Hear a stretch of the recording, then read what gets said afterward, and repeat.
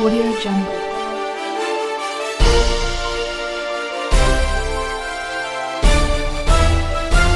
Audio Jungle. The News.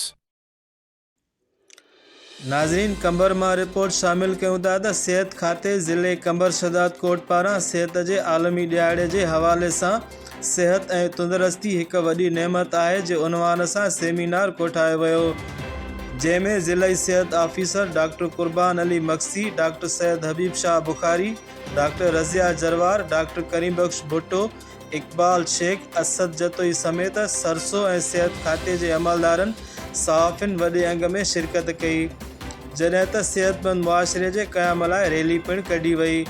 उन मौक़े ते सहाफ़िन सां ॻाल्हाईंदे ज़िलई सिहत ऑफिसर डॉक्टर कुर्बान अली मक्सी, डॉक्टर सैयद हबीब शाह बुखारी, डॉक्टर सईद अख्तर तुन्यो ऐं ॿियनि चयो त सिहत ऐं तंदुरुस्ती हिकु वॾी नेमत आहे। सिहतमंद इंसान पंहिंजी ज़िंदगी बहितर नमूने गुज़ारे सघे थो।